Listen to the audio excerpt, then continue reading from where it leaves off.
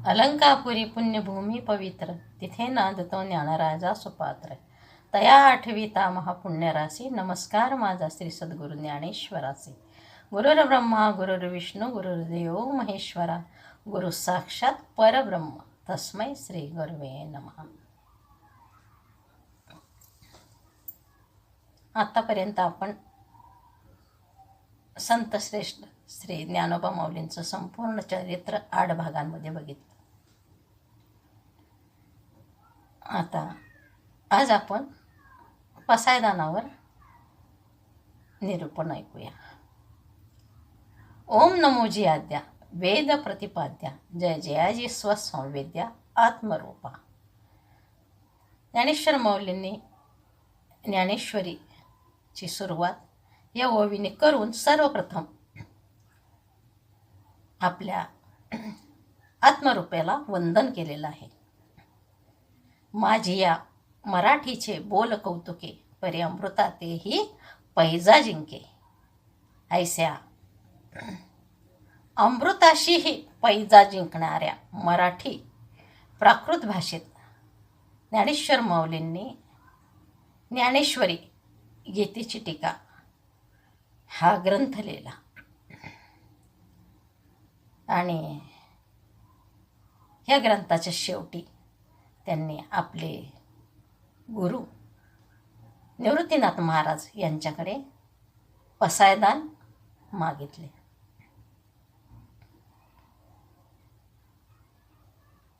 पसायदान हे माऊलींनी लोकशिक्षण आणि लोककल्याणासाठीच मागितलेलं आहे. जगाच्या कल्याण संताच्या विभूती. ज्ञानेश्वरी हा उच्चतम आध्यात्मिक पातळीचा सर्वश्रेष्ठ अद्वितीय असा ग्रंथ आहे आणि तो एक वाज्ञज्ञ सुद्धा आहे. कारण माऊली स्वतः ज्ञानेश्वरीमध्ये म्हणतात, एकू एक शब्द यजिजे तो ज्ञान यो यज्ञ योजी म्हणजे. आणि यज्ञकर्म यथाविधी पूर्ण झाल्याच्या नंतर यज्ञदेवता प्रसन्न होते आणि इष्टफळ देते, अशी श्रद्धा आणि अशी संकल्पना आहे.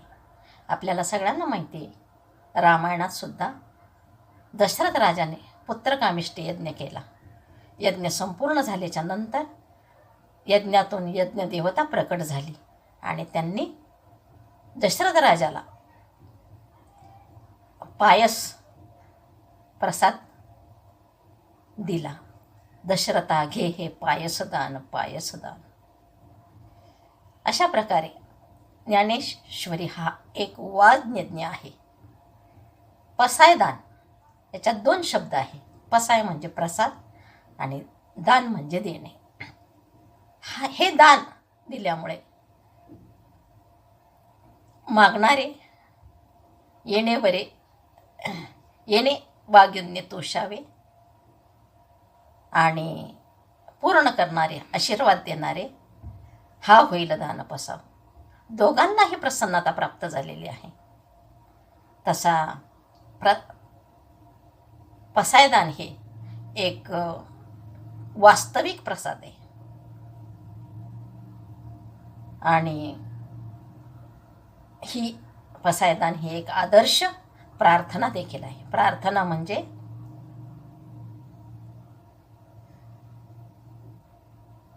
श्रेष्ठ याचना. कारण ही श्रेष्ठाने दिलेली प्रार्थना आहे, कारण याच्यात उच्चतम भाव असा भरलेला आहे. ज्ञानेश्वर माऊलींनी पसायदान हे लोकशिक्षणासाठी आणि लोककल्याणासाठी मागितली. हे व्यक्तिगत प्रार्थना नाही, ही सामूहिक प्रार्थना आहे. कारण व्यक्तिगत प्रार्थनेमध्ये स्वार्थ आणि स्वकल्याणाची भावना असते, परंतु याच्यामध्ये समाज कल्याणाची भावना आहे. आणि मागणारे पण आहेत गुरु महाराज, कैवल्याचे पुतळा, चैतन्याचा जिव्हाळा आणि महाविष्णूचा अवतार असे असणारे संत ज्ञानेश्वर महाराज. पसायदानामध्ये ते म्हणतात, आता विश्वात्मके देवे. आता शब्द त्यांनी संस्कृतमधला अथ शब्दाचा पर्याय म्हणून वापरलेला आहे. आता विश्वात्मक देव म्हणजे कोण? आपल्याला सगळ्यांना माहिती, हे संपूर्ण विश्व त्या परब्रह्म परमात्म्याने व्यापलेले आहे आणि तोच विश्वव्यापक विश्वरूप आहे आणि तोच देव आहे. परंतु माऊलीने येथे आपले सद्गुरू निवृत्तीनाथांनाच विश्वात्मक देव म्हटलेलं आहे. कारण त्या भगवंताची तर परमात्म्याची ओळख सद्गुरूच करून देतात. आत्मज्ञानाची प्राप्ती, तत्त्वज्ञानाची प्राप्ती, ब्रह्मज्ञानाची प्राप्ती सद्गुरूकडूनच मिळते. म्हणून माऊलींनी आपल्या गुरूंनाच विश्वात्मक देव म्हटलेला आहे. आणि नाहीतरी देव ते संत, संत ते देव, निमित्त त्या प्रतिमा. माऊली स्वतः हरिपाठामध्ये म्हणतात, ज्ञानगुणगम्य ज्ञानदेवा लादले, निवृत्तीने दिले माझे हाती.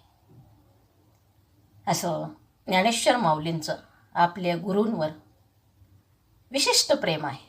त्यांनी 9,000 ओव्यांच्या फुलांनी आपल्या गुरुची ज्ञानेश्वरी रूपे पूजा केलेली आहे. ज्ञानेश्वरी हा महायज्ञ आहे, कारण वाग्यज्ञ आहे. कारण माणसाला वाणी हे वैशिष्ट्य आहे. वाणीमध्ये अद्भुत आणि दिव्य शक्ती आहे. वाणी माधुर्य हे सुद्धा हा एक सद्गुणच आहे. आणि संतांची वाणी म्हटल्यावर सात आणि मिथले आणि रसाळ शब्द जैसे कल्लोळ अमृताचे, अशा संतांच्या मुखातली वाणी असते. आणि शब्द देखील ब्रह्म आहे, अक्षर हे ब्रह्म आहे. म्हणून ज्ञानेश्वरी हा वाज्ञज्ञ आहे. आणि ह्या वाज्ञज्ञाच्या शेवटी ज्ञानेश्वर माऊलीने आपल्या गुरूंकडे दान मागितलेलं आहे. पहिल्या दानात ते म्हणतात, जे खळांचे व्यंकटी सांडो. या पहिल्याच मागणीतून ज्ञानेश्वर माऊलींचं करुणा हृदय प्रकट होतं. ज्या समाजाने त्यांना भरपूर त्रास दिला, त्याच समाजासाठी माऊलींनी सर्वात अगोदर दान मागितलेलं आहे. जे खळांचे व्यंकटी सांडो. आता खळ म्हणजे कोण? तर मनुष्य हे 4 प्रकारचे असतात, उत्तम, मध्यम, अधम आणि अधमाधम. हा जो अधमाधम असतो तो म्हणजेच खळ, जो समाजामध्ये अशांती पसरवतो. आणि ज्याप्रमाणे साप जो असतो, साप तो सुद्धा अहितकारीच आहे, तसा खळ सुद्धा समाजाच्या अहितकारीच आहे. परंतु सापाला गारुडी त्याचा जो विषारी दात असतो तो काढून त्याला आपल्या जीवनचरित्राचं साधन बनवतो. त्याचप्रमाणे संत देखील या खळांचं खळपणा म्हणजे वाकडेपणा घालवण्याचा प्रयत्न करतात. कारण संतांच्या मते खळ हा जन्मापासून खळ नसतोच. कामक्रोध ह्या मुळेच तो खळ झालेला असतो. तो स्वाभाविक गुण नाहीचा आहे, म्हणून हा घालवला जाऊ शकतो. म्हणून माऊली म्हणतात, त्यांचा खळपणा घालवण्यामध्येच माऊलींचं संतांचं सामर्थ्य आहे. म्हणून ते म्हणतात, जे खळांचे व्यंकटी सांडो.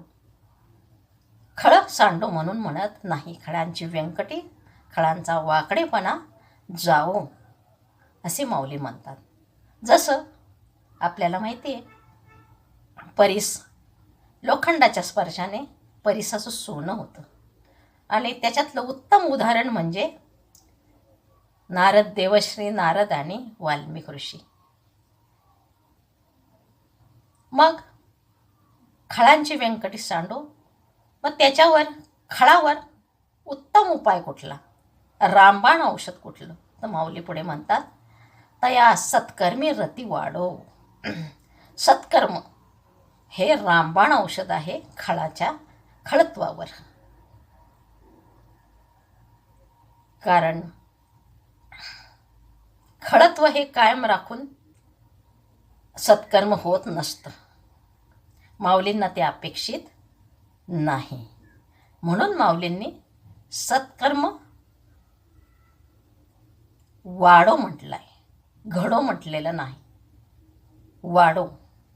कारण सत्कर्माची रती म्हणजे आसक्ती वाढली पाहिजे, छंद लागला पाहिजे. प्रतिपदेच्या चंद्राप्रमाणे सत्कर्माची रती वाढत गेली पाहिजे, आवड वाढत गेली पाहिजे, असं माऊली म्हणतात. म्हणून ते म्हणतात, तया सत्कर्मी रती वाढो. त्यांना बळजबरीने आणि नाईलाजाने सत्कर्म अपेक्षित नाही. पुढे ते म्हणतात, भूता परस्परे जडो मैत्र जीवांची. कारण खळाची व्यंकटी गेली, त्याची सत्कर्मात रती जरी वाढली तरी खळाची मैत्री ही चांगली नाही. म्हणून माऊली पुढे म्हणतात की भूता परस्परे जडो मैत्र जीवांची. मैत्री त्यांच्यामध्ये निर्माण झाली पाहिजे आणि समाजाच्या कल्याणासाठी मैत्री ही आवश्यक आहे. आता माऊलींना फक्त माणसामधलीच मैत्री नको आहे. माऊलींचं म्हणणं आहे, सर्व प्राणी, सर्व वस्तू, सर्व पंचमहाभूतांमध्ये मैत्री वाढली पाहिजे. कारण ही पंचमहाभूतं पुढे एकमेकांच्या नाशाला कारणीभूत झाली नाही पाहिजे. म्हणून त्यांनी पडो शब्द वापरलेला आहे आणि हे युगानुयुग होत आलेलं आहे, चालू आहे. शिवाय निरपेक्ष मैत्री माऊलींना अपेक्षित आहे. काटा काढण्याची प्रवृत्ती, मैत्रीचं नाटक माऊलींना अपेक्षित नाही. म्हणून त्यांनी जीवाचे शब्द वापरलेला आहे. भूता परस्परे जडो मैत्र जीवांची. पुढे ते म्हणतात, दुरितांचे तिमिर जाऊ. दुरित म्हणजे पाप, तिमिर म्हणजे अंधार. पापाचा अंधकार दूर हो. पापाला माऊलींनी अंधार म्हटलेला आहे. कारण पापाची अशी गंमत आहे पाप्याची की एक पाप लपवण्यासाठी त्याच्या हातून पाप घडतच जातात. अशा प्रकारे कायिक, वाचिक, मानसिक अशा बऱ्याच प्रकारचे पाप त्याच्या हातून घडतात. पापांचे अनेक प्रकार आहे. म्हणून माऊलींनी पापाला अंधकार म्हटलेला आहे.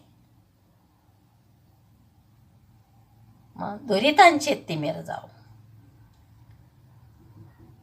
मग तिमिर कशाने जाणार आहे?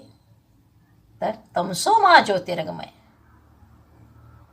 म्हणजे अज्ञानाच्या अंधकारापासून ज्ञानाच्या प्रकाशाकडे जाणे.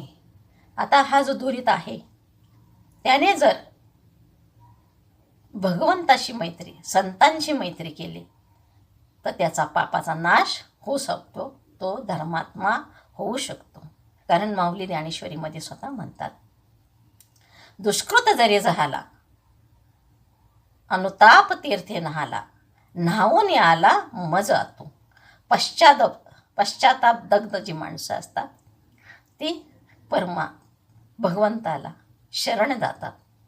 म्हणून हे दुरिताचं पाप जाणं शक्य आहे. मग माऊलींना कशाचा उजेड पाहिजे? विश्व स्वधर्म सूर्य पाहून. स्वधर्मरूपी सूर्य माऊलींना अपेक्षित आहे. आता स्वधर्म म्हणजे काय? स्वधर्म म्हणजे आहार, भय, मैथुन, निद्रा हे सर्व प्राण्यांमध्ये सारखीच आहे. पण मनुष्य प्राण्याला स्वधर्म सांगितलेला आहे. आणि धर्माशिवाय मनुष्य हा पशुच आहे. जे जे वेदाने सांगितले ते ते करणे म्हणजे धर्म, आणि त्याच्या विरुद्ध वागणे म्हणजे अधर्म. येत वडील जे जे करते तया नाव धर्म ठेविते.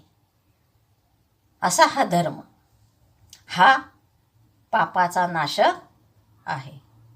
पतिव्रतेला जसं आपल्या पती जीवनामध्ये असतो तसा स्वधर्म हा माणसाच्या जीवनामध्ये असायला पाहिजे. आणि स्वधर्मामुळेच पाप नाहीसं होऊ शकतं.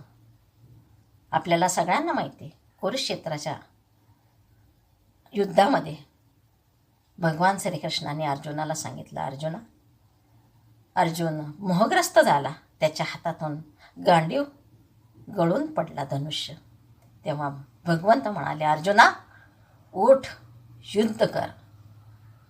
युद्ध करणे हा क्षत्रियाचा धर्म आहे.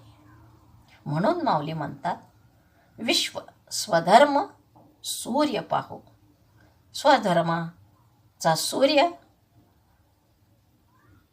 अवतरला पाहिजे, उगवला पाहिजे.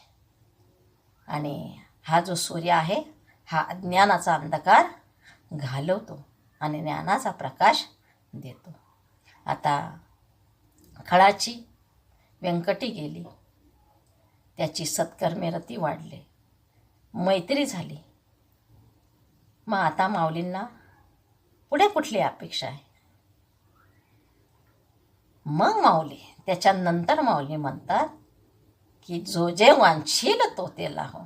अगोदर माऊली म्हणत नाही, कारण अगोदर हे सगळे दोष गेल्याच्या नंतरच जो जे वांछील तो ते लाहो. ज्याला जी जी इच्छा आहे ते त्याला प्राप्त हो. आता सर्वसाधारण माणसाची काय इच्छा असते? मला सुख व्हावं, माझं दुःख दूर व्हावं. ही साधारण इच्छा सर्व सगळ्या मनुष्यांची सगळ्यांची आहे. परंतु कैवल्य प्राप्ती, मोक्षाची प्राप्ती ही असाधारण इच्छा प्रत्येकाची असते. आत्यंतिक दुःखाची निवृत्ती आणि सुखाची प्राप्ती म्हणजे मोक्षाची प्राप्ती व्हावी असं प्रत्येकाला वाटत असतं. आणि तेही स्वधर्माशिवाय ते सुद्धा शक्य नाही. म्हणून माऊली म्हणतात, जो जे वांछील तो ते लाहो प्राणी जात. आता याच्यानंतर माऊली अत्यंत महत्त्वपूर्ण अशा 2 विशेषाने संतांचे वर्णन करतात आहे. वर्षत सकळ मंगळी ईश्वरनिष्ठांची मादियाळी. ईश्वरनिष्ठ आणि वर्षत सकळ मंगळी, सगळीकडे मंगळाचा वर्षाव हो अशी माऊलींची इच्छा आहे. आता मंगळ जगामध्ये बऱ्याच गोष्टी अमंगळ आहे. मंगळ नावाचा ग्रह आहे, तो सुद्धा उग्र आहे. मग जगामध्ये मंगळ काय आहे? जगामध्ये मंगळ सकळ मंगळनिधी श्री विठ्ठलाचे नाम आदी. मंगलम भगवान विष्णू मंगलम गरुडध्वज. परब्रह्म परमात्मा सगुण निर्गुण ब्रह्म हेच मंगल आहे. अजून जगात मंगल काय आहे? विवेक, विचार, वैराग्य, तत्वज्ञान ह्या सगळ्या मंगळ गोष्टी आहे. आणि त्याचा वर्षाव करणारे कोण आहे? संत आहे. चंद्र तेथे चंद्रिका, शंभू तेथे अंबिका, आणि संत तेथे विवेका असणे की जे. असा सकळ मंगळांचा वर्षाव करणारे संत आहे. संत हे ज्ञानाचा, भगवत नामाचा, नामस्मरणाचा, तत्वज्ञानाचा मेघाप्रमाणे उपदेश करत असतात. म्हणून ते मेघाप्रमाणे वर्षाव करो असं माऊली म्हणतात. ईश्वरनिष्ठ संतांची ईश्वरावर खूप निष्ठा असते. परमात्म स्वरूप झालेले असतात. त्यांनी परमात्म्याचं रूप आत्मसात केलेलं असतं, म्हणून माऊलीने त्यांना ईश्वरनिष्ठ म्हणले आहे. परंतु बहु अवघड आहे संत भेटे, परी जग जेठी करुणा केली. संत भेटी खूपच अवघड आहे. 3 गोष्टी जगात अवघड आहे: मनुष्य जन्म, मोक्षप्राप्ती आणि संत भेटी. म्हणून माऊलींना हे मागणं आपल्या गुरूंकडे मागावं लागलं. आणि म्हणून ते म्हणतात, वर्षत सकळ मंगळी ईश्वरनिष्ठांची मांदियाळी, अनवरत भूमंडळी भेट तू भूत. अनवरत, सतत, अनवरत म्हणजे सतत संतांची मांदियाळी, संत भेटत राहो असं माऊली आपल्या गुरूंकडे मागणी मागतात.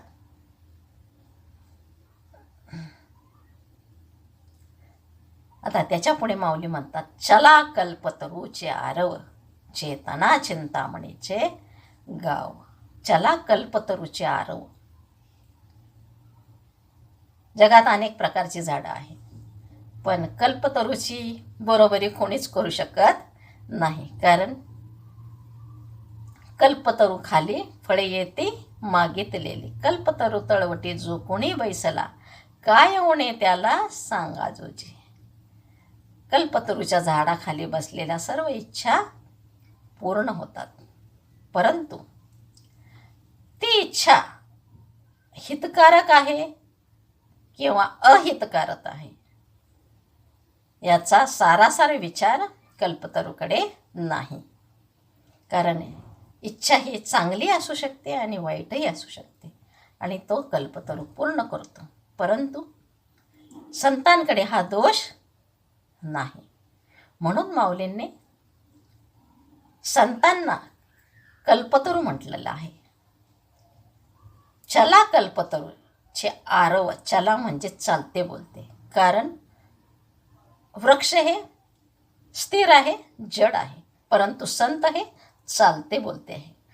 म्हणून माऊली म्हणतात, चला कल्पतरूचे आरव म्हणजे उद्यान, बगीचा. एक झाड नाही, एक वृक्ष नाही. आरव म्हणजे उद्यान, आणि उद्यानात अनेक झाडं असतात. म्हणून माऊलींनी संतांना कल्पतरूचे आरव म्हटले आहे. आणि बगीच्यामध्ये, उद्यानामध्ये तर मनोहर सुद्धा असतं, मांगल्य, मधुरता असतेच असते. म्हणून माऊलीने त्यांना कल्पतरू म्हटलेलं आहे. पुढे माऊली म्हणतात, चेतना चिंतामणीचे गाव. आता आपल्याला माहिती, जगात अनेक प्रकारचे खडे, गारगोट्या, रंगबिरंगी खडे आहे. हिरा आहे जो सगळ्यात कठोर असतो, त्याचे पैलू पाडले जातात. परंतु एवढा मौल्यवान हिरा सुद्धा ढेकणाच्या संगतीत जाऊन भंगतो. जो ऐरणीवर ठेवल्यावर ऐरणीचे तुकडे होतात, पण हिरा फुटत नाही. तो एका ढेकणाच्या संगतीने भंगतो. म्हणून त्याच्यात सुद्धा दोष आहे. दुसरा, स्वयंतक मणी, ज्याच्या चोरीचा आळ माऊली श्रीकृष्ण भगवंतावर आला होता, जो रोज 8 भार सोनं देत होता, परंतु भगवंतावर त्याच्या चोरीचा आळा आला. तिसरा, कौस्तुभ मणी, जो समुद्रातून निघाला आणि त्याने पटकन भगवंताच्या वक्षस्थळावर जाऊन विराजमान झाला. अजून ग्रहाचे खडे आहेत, जे अनिष्ट ग्रहांचं निवारण करतात. पण या सगळ्यांपेक्षा चिंतामणी हा एक आगळा वेगळा मणी आहे. चिंतामणी अजून सोममणीसुद्धा आहे, चंद्रकांतमणी म्हणतात त्याला. तो चंद्र उगवला की तो द्रवतो, त्याच्यातून अमृत निघतं. आणि चंद्र मावळला की अमृत स्रवणं बंद होतं. त्याचा हा दोष आहे. सूर्यकांतमणी आहे, तो सुद्धा सूर्य उगवला की प्रकाश येतो आणि सूर्य अस्ताला गेला की तोही पूर्ववत होतो. असे बऱ्याच प्रकारचे खडे मणी आहेत. परंतु चिंतामणी हा ज्याच्याजवळ असेल त्याला कुठल्याच गोष्टीची चिंता करण्याचं कारण नाही. परंतु माऊलींनी ह्या चिंतामणीमध्ये सुद्धा दोष दाखवलेला आहे. कारण चिंतामणी हा सुद्धा चिंता चांगल्या गोष्टीची आहे किंवा वाईट गोष्टीची आहे हे तो सारासार विचार करू शकत नाही. परंतु संत हे चिंतामणीचे गावच आहे. चेतना चिंतामणीचे गाव त्यांना माऊलींनी चालते बोलते चिंतामणी म्हटलेलं आहे. कारण ते चिंता तर दूर करतातच, परंतु संतांकडे सारासार विचार करण्याची प्रवृत्ती आहे. आणि एक चिंतामणी नाही तर संत हे चिंतामणीचे गावच आहे. गाव म्हणजे संतांमध्ये कोट्यावधी चिंतामणींचं सामर्थ्य संतांमध्ये आहे. पुढे माऊली म्हणतात, बोलते जे अर्णव पियुषांचे. आता पियुष अर्णव म्हणजे समुद्र. आपल्याला सगळ्यांना माहिती आहे समुद्र हा रत्नाकर आहे. त्याच्यामध्ये विपुल मात्रामध्ये रत्न आहेत, जी समुद्र मंथनाच्या वेळेस त्याच्यातून निघाली होती आणि सर्व दैत्याने ती मिळवलेली होती. त्याच्यामध्ये विपुल पाणी पण असतं. पावसाळ्यात समुद्र सुकत नाही, उन्हाळ्यात आटत नाही. वर्षे विणसागरू जैसा जळे नित्य निर्भरू, पावसे विणे न सुके समुद्र जैसा माऊली म्हणतात. तो त्याच्यामध्ये समुद्रामध्ये सर्व नद्यांचा ओघ मिळतो तरी तो वाढत नाही आणि उन्हाळ्यात सुद्धा तो सुकत नाही. धर्मशास्त्रात सुद्धा समुद्राला खूप महत्त्व आहे. अशा ह्या सर्वगुण संपन्न समुद्रामध्ये सुद्धा एक दोष आहे. कारण समुद्र कोणाची तहान भागवू शकत नाही, कारण त्याचं पाणी खारं आहे. खारेपणा हा समुद्रामध्ये दोष आहे. म्हणून माऊली ते म्हणतात, संत हे सागर आहेत, समुद्र आहे, अथांग करुणा त्यांच्यामध्ये भरलेली आहे, पण ते अमृताचे सागर आहेत. संतांची वचनं अमृतवाणी मोक्षाची प्राप्ती करून देणार आहे. म्हणून पियुष म्हणजे अमृत, ते अमृताचे सागर आहेत संत. त्याच्याही पुढे जाऊन माऊली म्हणतात की अमृताचे सागर जरी असले तरी सागर हा जड आहे, परंतु संत हे चालते बोलते आहेत. त्यांच्या अमृतवाणीने जन्ममरणाचा फेरा चुकतो, 84चा फेरा चुकतो. परमात्म्याचं सुख प्राप्त करून देण्याचं सामर्थ्य संतांमध्ये आहे. म्हणजे अमृताचा सागरसुद्धा जे अमृतत्व देऊ शकत नाही ते संत देऊ शकतात. अशा प्रकारे माऊलींनी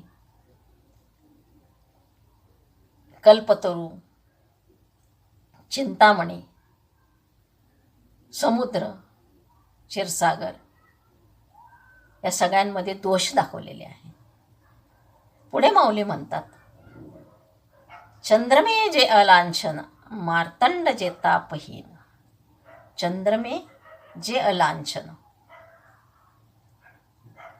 चंद्रमा मनाची देवता आहे चंद्र. आणि चंद्र प्रकाशक आहे. भगवंताच्या तेजाचा अंश चंद्रामध्ये आहे. गीतेमध्ये भगवंत म्हणतात, यदादित्य गतम तेजो जगत भासयते खिलम यच्चंद्रमसी यच्चाग्नो तत्तेजो विद्धी मामेकम. चंद्रवंशामध्येच भगवान श्रीकृष्णाचा जन्म झालेला आहे. चंद्र अमृत स्रवतो आणि त्याच्यावरच चकोर पक्षी जगत असतो, जीवन जगत असतो. माऊली ज्ञानेश्वरीमध्ये म्हणतात, चंद्राची चंद्रकळे माझी अमृतपण कोवळे. जे मनो विचारे वेचित असे चकोरत लगे. चकोर पक्षी त्या सदैव चंद्राकडे तोंड करून ते अमृत पीत असतो आणि जगत असतो.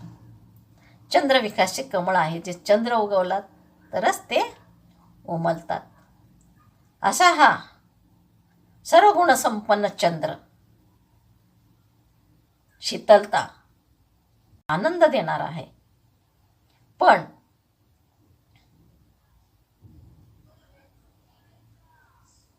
त्याच्यात सुद्धा गुरुपत्नी गमनाचा दोष आहे.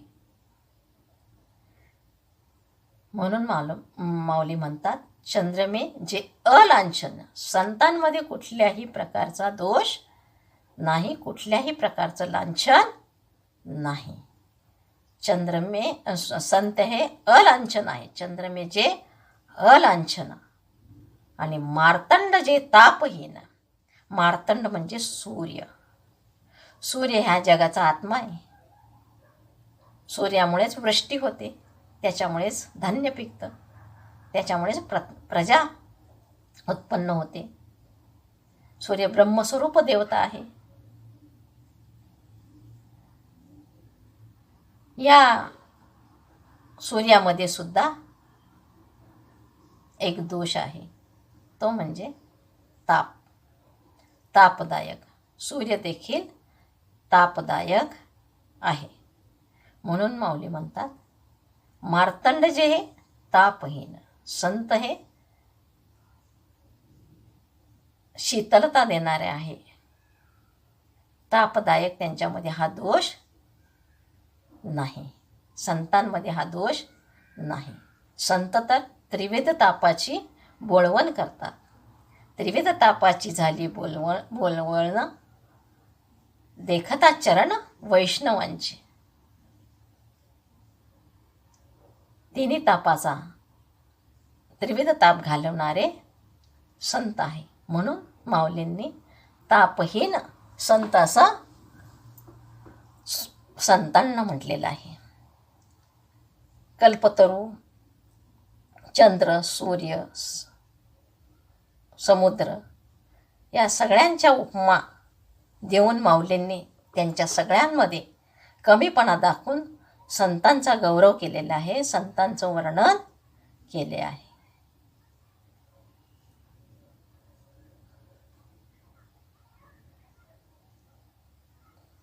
ते सर्वाही सदा सज्जन सोयरे होतो. माऊली पुढे म्हणतात, ते सदा सज्जन सोयरे होतो. असे हे जे संत आहेत ते तुम्हा आम्हाला सोयरे हो, म्हणजे संत सज्जन, आणि सदा सोयरे हो. सदा सोयरे हो हो म्हणजे सदा त्यांची संगती लाभो. कारण व्यवहारातला सोयरा काही सदा सज्जन राहिला असं नाही. ज्ञानेश्वरीमध्ये सुद्धा अर्जुन भगवंताला म्हणतात,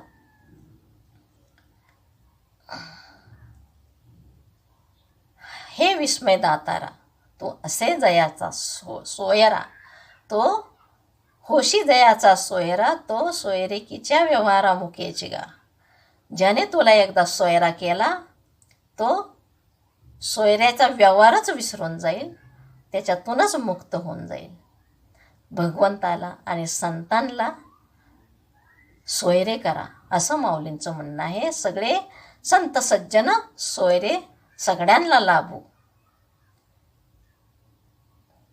किंबहुना सर्वसुखी पूर्ण होऊन की तिही लोकी. आता किंबहुना सर्वसुखी माऊली म्हणतात, सद्गुरुनाथ आता अजून मी तुमच्याकडे काय मागू. अशा प्रकारे सर्व सुखाने परिपूर्ण होऊन आदिपुरुषाचं सर्वांनी भजन करावं. आता सर्व सुख म्हणजे काय. आता सुखाचे प्रकार बरेच आहे. प्रत्येकाचं सुख वेगळं आहे. प्रत्येकाचं सुखाची परिभाषा व्याख्या वेगळी वेगळी आहे. पण इहलौकीचं सुख, परलौकीचं सुख, विषय सुख, हे कुठलंही सुख सर्व सुख असू शकत नाही. कारण माऊली ज्ञानेश्वरीमध्ये म्हणतात, मग जया पुण्याची पावटी सरे, सवेची इंद्रपणाची उटी उतरे, आणि येऊ लागती मागारे मृत्यू लोका. मग सर्व सुख कशामध्ये आहे. माऊली म्हणतात, सर्व सुखाचे आगर बाप रखमा देवीवरू. तुकाराम महाराज पण म्हणतात, हेची माझे सूर्यसुख पाहिन श्रीमुख आवडीने. मग सर्व सुख काय. भगवंताचं नाम, भगवंताचं भजन. म्हणून माऊली म्हणतात, हा जो भगवंत आहे, जो विश्वाचा करता धर्ता आहे, आदिपुरुष आहे, तो त्याने ही सृष्टी निर्माण केलेली आहे. आणि त्याची प्राप्ती केल्याच्या नंतरच मोक्षाची प्राप्ती होते. माणूस ह्या सर्व तापातून मुक्त होतो. 84चे फेरे चुकतात आणि मनुष्य जन्माची हीच इति कर्तव्यता आहे. म्हणून माऊली म्हणतात, भजिजो आदी पुरुषी अखंडित.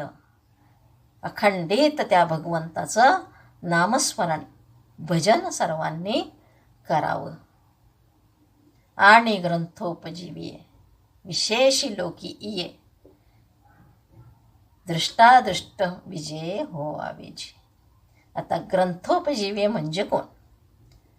ग्रंथ विकून चरितार्थ चालवणारे म्हणजे ग्रंथजीवीये नाही. ग्रंथ हे आपले गुरु आहे. ते आपल्या अज्ञान ग्रंथीचं छेदन करतात. आपल्या संसारांची गुंती सोडवतात. ब्रह्मसुखाची जी प्राप्ती करून देतात, महासुखाची प्राप्ती ते ग्रंथ करून देतात. अशा ह्या ग्रंथाच्या प्रमाणे जो आपले आचार विचार वागणूक ठेवतो, त्याच्यानुसार वागतो, ते ग्रंथोपजीवी आहे. आणि ग्रंथोपजी विशेष लोकीये. आणि ग्रंथांचं पठन पाठन करणारे हे विशेष लोक माऊलींना अपेक्षित आहेत. आणि ग्रंथोपजीवी विशेष लोकीये, दृष्टादृष्ट विजय हो आवेजी. आता माऊलीने 2 विजय सांगितलेले आहे. एक दृष्ट विजय आणि एक अदृष्ट विजय. आता दृष्ट विजय कशाला म्हटलंय माऊलींनी, तर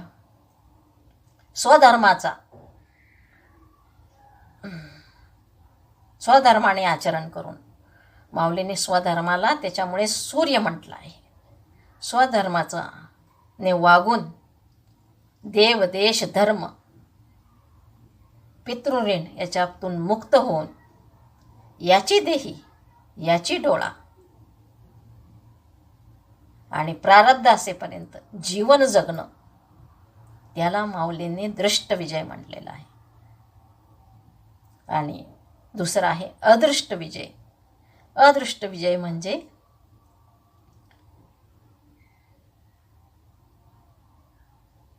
पंचभूतामध्ये विलीन झाल्याच्या नंतर विदेह अवस्था प्राप्त करून मुक्तीला प्राप्त होणे, हा अदृष्ट विजय आहे. तर माऊली म्हणतात असा अदृष्ट विजया हो आवेजी, असा सर्वांना प्राप्त हो. आयुष्याच्या साधने सच्चिदानंद पदवी घेणे. शेवटी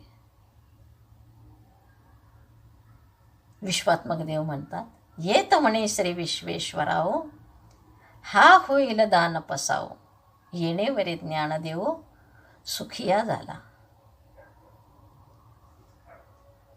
ज्ञानेश्वर माऊलींचे गुरु निवृत्तीनाथ महाराज ऐश्वर्य संपन्न आहेत.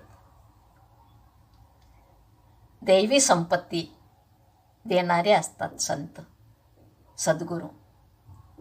दैवी संपत्तीची प्राप्ती करून देणारे संत निवृत्तीनाथ हे म्हणतात, ज्ञानेश्वर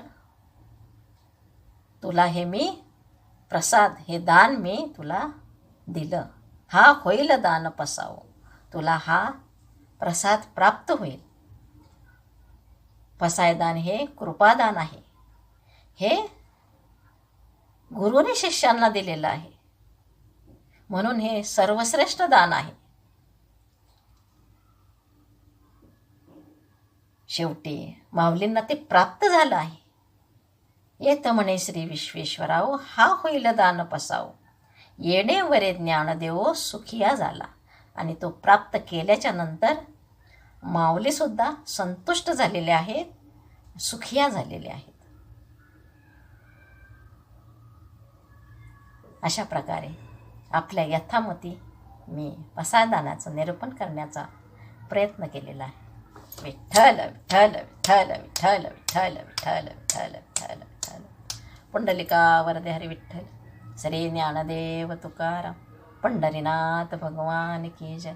माऊली ज्ञानेश्वर महाराज की जय. जगद्गुरु संत तुकाराम महाराज की जय. अवधूत चिंतन श्री गुरुदेव दत्त.